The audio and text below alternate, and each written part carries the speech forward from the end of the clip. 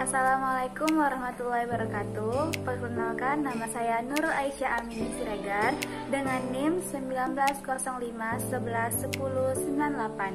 Baiklah, di sini saya akan menjelaskan materi tentang demokrasi.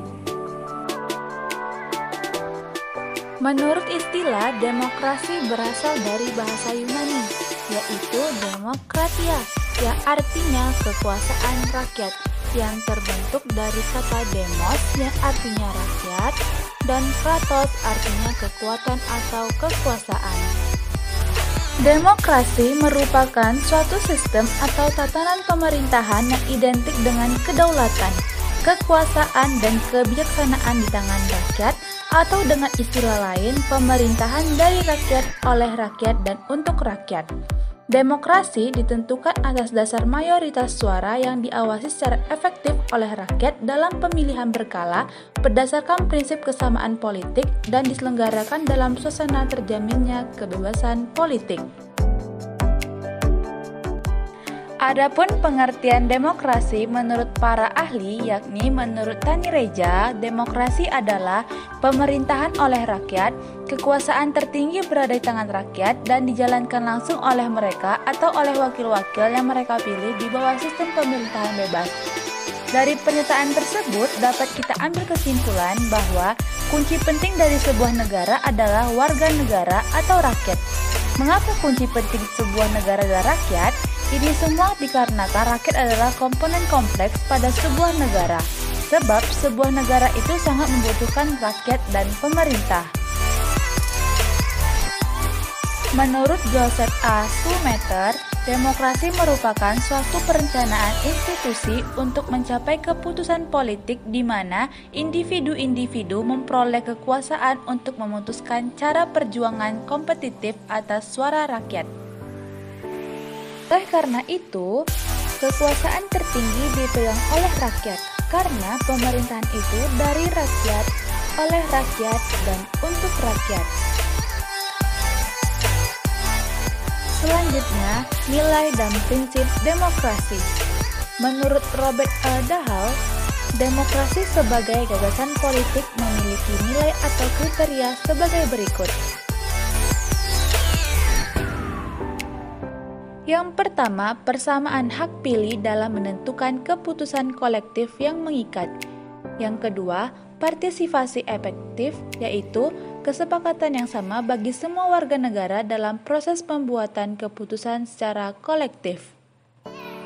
Ketiga, pembeberan kebenaran, yaitu adanya peluang yang sama bagi setiap orang untuk memberikan penilaian terhadap jalannya proses politik dan pemerintah secara logis. Keempat, kontrol terakhir terhadap agenda, yaitu adanya keputusan eksklusif bagi masyarakat untuk menentukan agenda mana yang harus dan tidak harus diputuskan melalui proses pemerintahan, termasuk mendelegasikan kekuasaan itu pada orang lain atau lembaga yang mewakili masyarakat. Dan yang kelima, pencakupan, yaitu terliputnya masyarakat mencakup semua orang dewasa dalam kaitannya dengan hukum. Adapun pendapat menurut Gafar, prinsip-prinsip demokrasi yang pertama, akuntabilitas. Akuntabilitas merupakan pemegang jabatan yang dipilih oleh rakyat harus dapat mempertanggungjawabkan kebijaksanaan yang hendak dan telah ditempuhnya. Tidak hanya itu, ia juga harus dapat mempertanggungjawabkan ucapan, perilaku dalam kehidupan yang pernah, sedang, dan bahkan akan dijalaninya. Yang kedua, rotasi kekuasaan. Dalam demokrasi, peluang akan terjadinya rotasi kekuasaan harus ada dan dilakukan secara teratur dan damai. Jadi, tidak hanya satu orang yang selalu memegang jabatan, sementara peluang untuk orang lain tertutup sama sekali. Yang ketiga, rekrutmen politik yang terbuka. Untuk memungkinkan terjadinya rotasi kekuasaan, diperlukan satu sistem rekrutmen politik yang terbuka. Artinya, setiap orang yang memenuhi syarat untuk mengisi suatu jabatan politik yang dipilih oleh rakyat mempunyai peluang yang sama dalam kompetisi untuk mengisi jabatan tersebut. Yang keempat, pemilihan umum. Dalam sebuah negara yang demokratis, pemilu dilaksanakan secara teratur, Setiap warga negara yang sudah dewasa mempunyai hak untuk memilih dan dipilih dan bebas menggunakan haknya tersebut sesuai dengan kehendak hati nuraninya. Warga bebas menentukan partai atau calon yang didukungnya, tanpa ada rasa takut atau pemaksaan dari orang lain. Pemilih juga bebas mengikuti segala macam aktivitas pemilihan, termasuk dalamnya kegiatan-kegiatan kampanye atau menyaksikan perhitungan suara. Yang kelima, menikmati hak-hak dasar. Dalam suatu negara yang demokratis, setiap warga masyarakat dapat menikmati hak-hak dasar mereka secara bebas, termasuk di dalamnya hak menyatakan pendapat, hak berkumpul dan berserikat, dan hak menikmati pers yang bebas. Manfaat demokrasi. Manfaat demokrasi yang pertama, kesetaraan sebagai warga negara. Yang kedua, memenuhi kebutuhan-kebutuhan umum. Yang ketiga, pluralisme dan kompromi. Yang keempat, menjamin hak-hak dasar. Yang kelima, pembaruan kehidupan sosial. Indonesia merupakan salah satu negara yang menganut sistem demokrasi. Sistem pemerintahannya yang diselenggarakan dari rakyat, oleh rakyat, dan untuk rakyat. Perkembangan demokrasi di Indonesia dimulai pada tahun 1945 sampai tahun 1950, yaitu Indonesia menganut rezim pemerintahan demokrasi parlementer. Pada tahun 1950 sampai tahun 1959, Indonesia menganut rezim pemerintahan demokrasi liberal.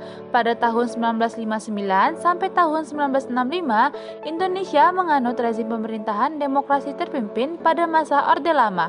Pada tahun 1965 sampai tahun 1998, Indonesia menganut rezim pemerintahan demokrasi Pancasila pada masa Orde Baru. Pada tahun 1998 hingga sekarang, Indonesia menganut rezim pemerintahan demokrasi konstitusional reformasi. Terdapat pilar demokrasi konstitusi dalam Undang-Undang Dasar 1945. Sebagaimana yang kita ketahui bahwa Undang-Undang Dasar 1945 sebagai konstitusi negara Republik Indonesia. Di dalamnya terdapat dasar negara Republik Indonesia, yaitu yang sama-sama kita kenal dengan Pancasila. Dan dapat kita ketahui bahwa Pancasila merupakan dasar ideologi negara Indonesia yang terdiri atas sila-sila yang di dalamnya mengandung nilai-nilai yang harus ditanamkan dan diterapkan dalam setiap diri warga negara Indonesia di dalam kehidupannya. Pancasila sebagai dasar negara Indonesia juga sebagai karakteristik dan ciri khas bangsa Indonesia itu sendiri. Pilar demokrasi menurut Undang-Undang Dasar 1945 adalah demokrasi yang berketuhanan yang Maha Esa, demokrasi dengan kecerdasan, demokrasi berkedaulatan rakyat, demokrasi dengan rule of law, demokrasi dengan pembagian kekuasaan negara, demokrasi dengan hak asasi manusia, demokrasi dengan pengadilan yang merdeka, demokrasi dengan otonomi daerah, demokrasi dengan kemakmuran, dan demokrasi yang berkeadilan sosial. Nah, itulah yang dapat saya sampaikan tentang